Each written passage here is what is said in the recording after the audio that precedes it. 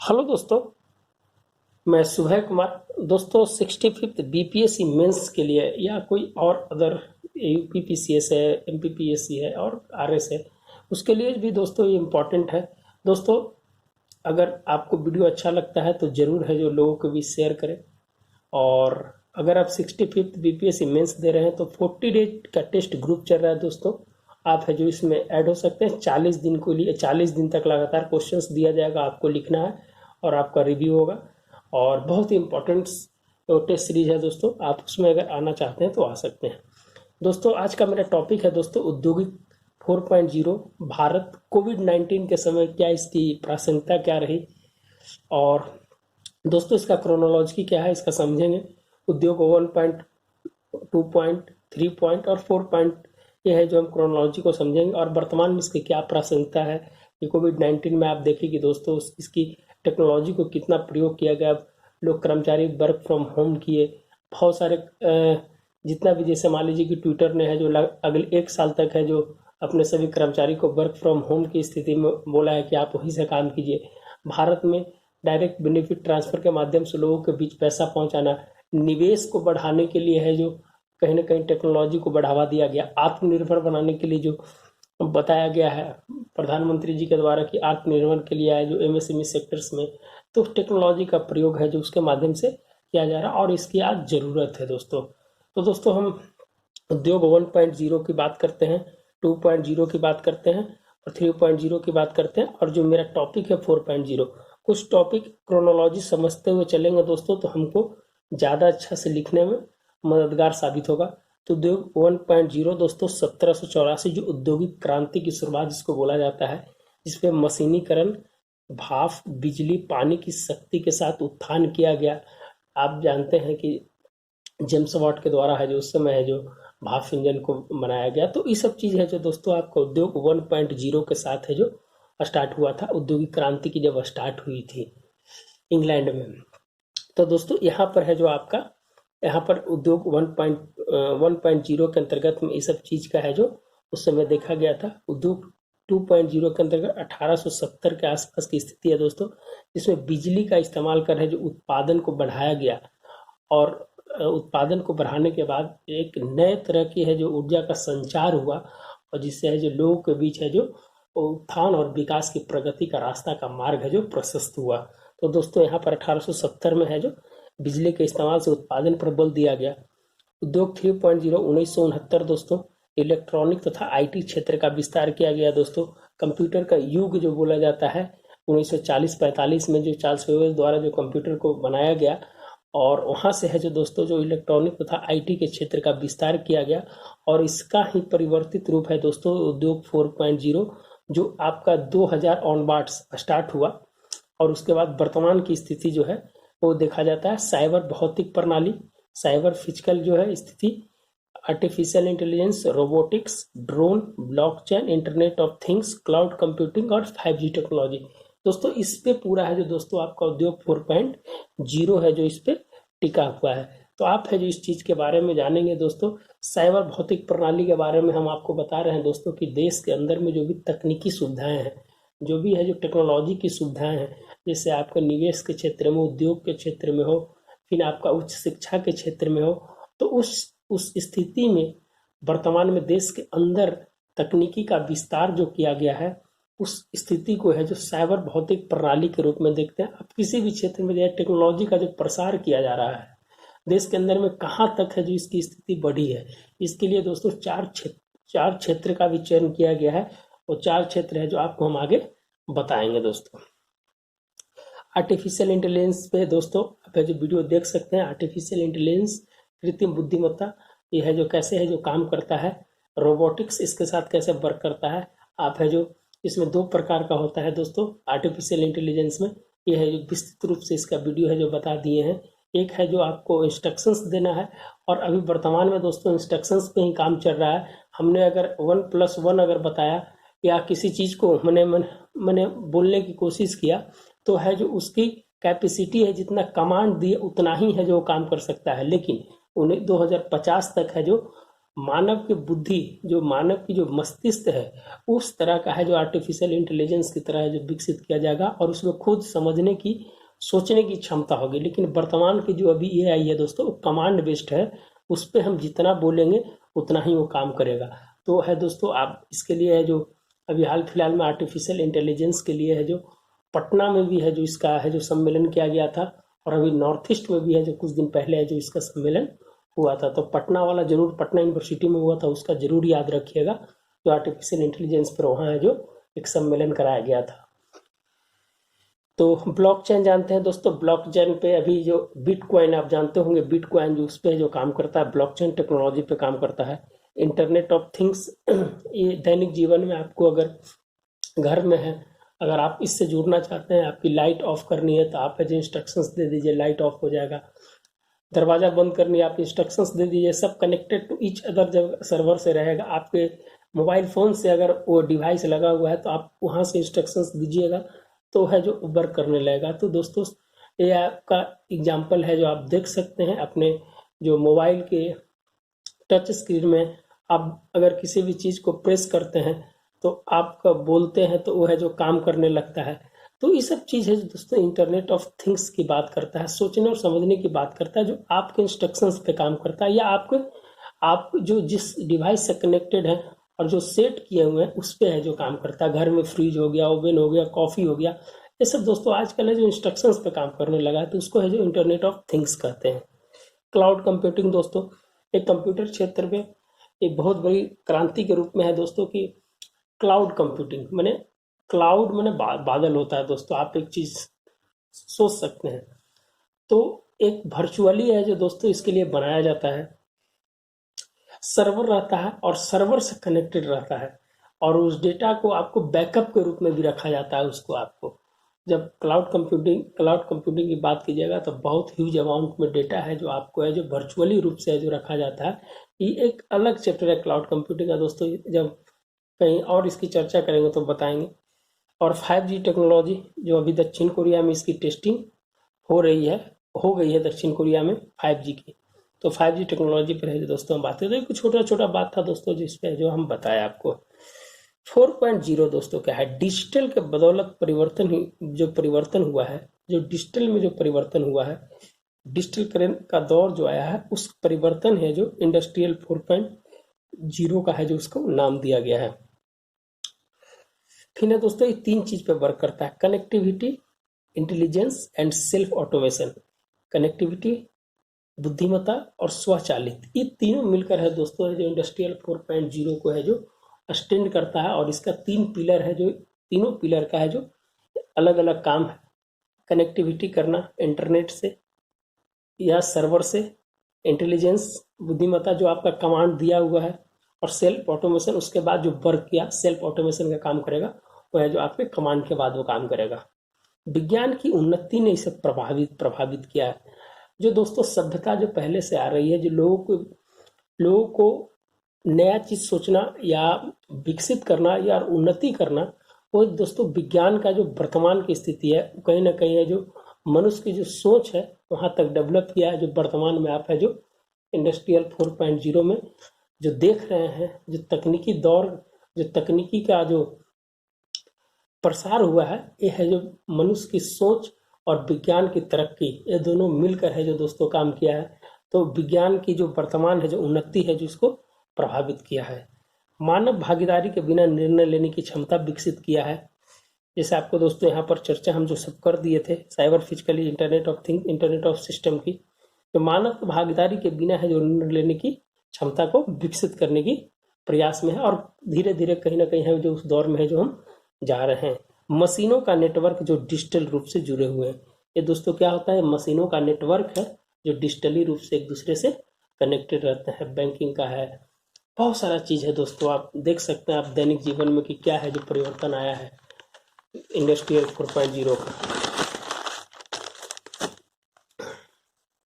विश्व के संदर्भ में विघटन और नवाचार की बढ़ती गति का सामना कर रहा है। अभी जो है दोस्तों जो विश्व के संदर्भ है, जो उसमें जो विघटन है और जो नवाचार की जो इनोवेशन जो बढ़ती स्थिति है उसका है जो सामना कर रहा है। सरल उत्पाद नवाचार का समय सिमट रहा है, जो 10 आदमी मिलकर 50 आदमी मिलकर किसी काम को करते हैं, आज एक आदमी मिलकर वो काम कर रहा है। तो कहीं ना कहीं दोस्तों जो सरल नवाचार उपचार था, जो सिंपल वे था, उसको कहीं ना कहीं है जो ये धीरे धीरे सिमट रहा है। मेधा स्वचालन और प्रौद्योगिकी इस नई क्रांति को बढ़ावा दे रहा है। जो ऑटोमेशन है दोस्तों और टेक्नोलॉजी है, कहीं ना कहीं है जो इसको बढ़ावा है जो दे रहा है। और डिजिटलकरण पर है जो लोगों का अधिक भरोसा हो गया है दोस्तों। अब कोई भी चीज़ है, अगर डिजिटल करण है तो एक्यूरेसी है, उसके अंदर एक्यूरेसी मेंटेन है, तो उस पर है जो लोगों का है जो ज़्यादा भरोसा हो गया है, जो पहले की अपेक्षा मैनुअल पर। मैनुअल में गलती भी हो जाती थी, लेकिन है जो यहाँ पर है जो गलती होने का लेस चांस होता है, इसीलिए जो डिजिटल पे भरोसा है जो अधिक बढ़ गया है दोस्तों। अब इसके बाद भारत के साथ औद्योगिक 4.0 की स्थिति क्या है, उसकी हम चर्चा करेंगे। ये दोस्तों क्लाउड विश्वास के नेतृत्व में 2016 में है जो इसको है जो यहाँ पर है जो इसको विस्तृत रूप दिया गया, इसका एक ड्राफ्ट तैयार किया गया क्लाउड विश्वास के नेतृत्व में। और उसके बाद स्मार्ट वर्क को प्रेरित किया गया, बोला गया अब हम स्मार्ट वर्क की ओर है जो मूव करेंगे। और नीति आयोग ने इसकी अहम भूमिका निभाई और सभी मंत्रालय के साथ है जो इसको काम करने की अनुशंसा पे बल दिया। और इसके लिए दोस्तों महाराष्ट्र में स्थित विशेष अनुदान संस्थान है जो इस पे है जो इसको बनाया गया, जो निजी और सरकार दोनों मिलकर है जो काम कर रहा है दोस्तों, जिसमें आर्टिफिशियल इंटेलिजेंस, ब्लॉकचेन और ड्रोन नामक है जो चीज़ों पर है जो ज़्यादा है जो काम कर रहा है। और दोस्तों अभी है जो DRDO साइंस एंड टेक्नोलॉजी जो विभाग है, DRDO के माध्यम से भी जो देश के रक्षा विभागों के लिए उत्पाद के लिए जो ड्रोन निर्माण करती है, वो है जो उसमें है जो DRDO की बहुत बड़ी भूमिका होती है दोस्तों। प्रौद्योगिकी विकास की तेजी लाना, यह है जो मेन मकसद था।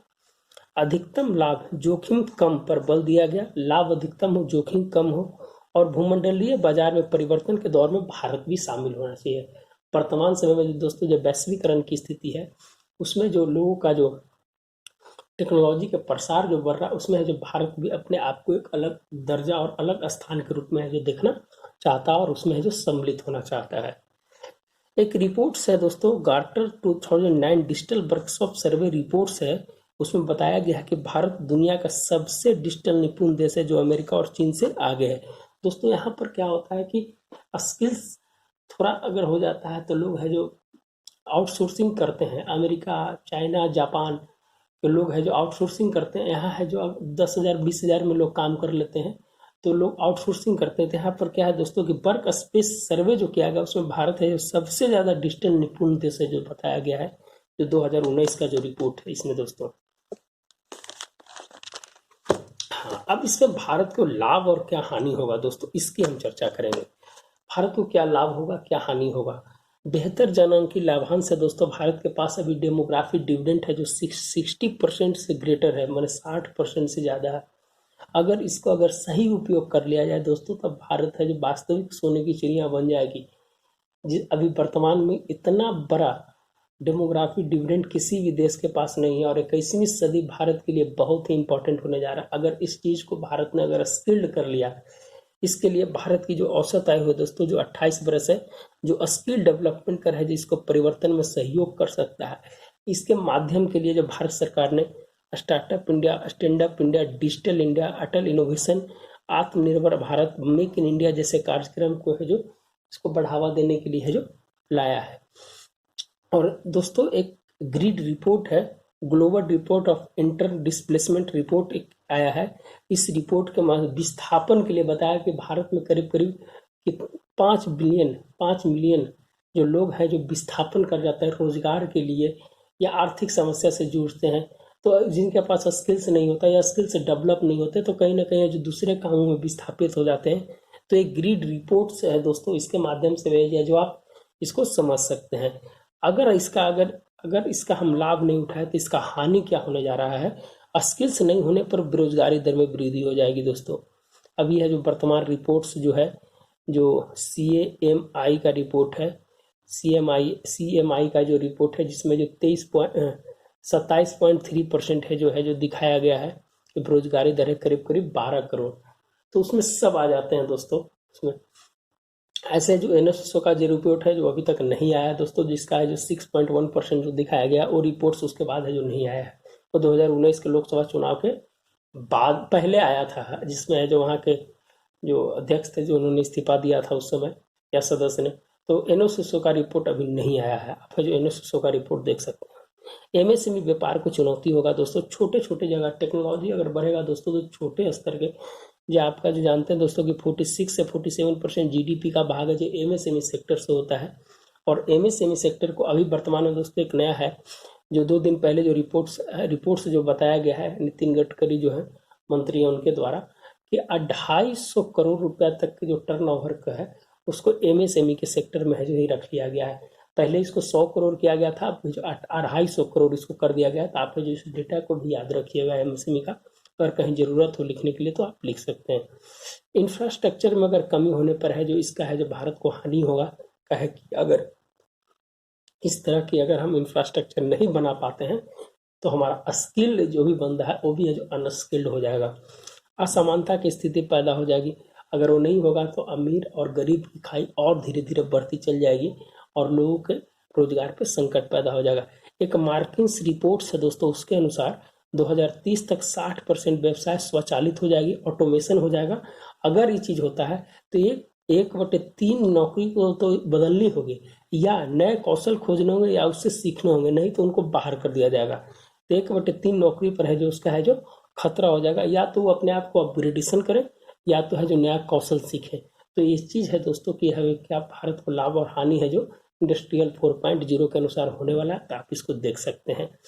अब है जो दोस्तों कुछ नया चीज है कि कोविड-19 के समय डिजिटल परिवर्तन क्या हुआ, जिसके माध्यम से आप देख सकते हैं कि क्या प्रासंगिकता है इसकी, क्या है जो टेक्नोलॉजी की क्या महत्व है, जो आप इसको देख सकते हैं। आरोग्य सेतु ऐप जो डिजिटल कनेक्ट ट्रेसिंग के लिए है यूज किया गया, करीब करीब 7.5 करोड़ लोगों ने इसको है जो डाउनलोड किया है दोस्तों। और ये है जो जो जो कोविड जो कोरोना से जो पीड़ित है उनके लिए ये ट्रेस करता है और आपके अगल बगल में बताता है कि कितना लोग है जो कोविड-19 से पीड़ित हैं, या कितना किलोमीटर पर है, या है जो वहाँ पर सिग्नल्स रहते हैं उसके अंदर में, ब्लूटूथ से कनेक्टिविटी रहती है उसकी। तो आप है जो इसको आरोग्य सेतु ऐप के माध्यम से है जो इसकी डिजिटल और तकनीक की व्यवस्था को आप है जो समझ सकते हैं।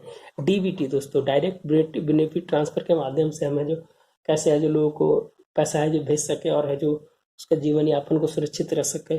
फूड डिस्ट्रीब्यूशन के माध्यम से हम कैसे, अभी तो देख रहे हैं दोस्तों कि एक देश एक राशन कार्ड की बात है जो लागू होने वाली है।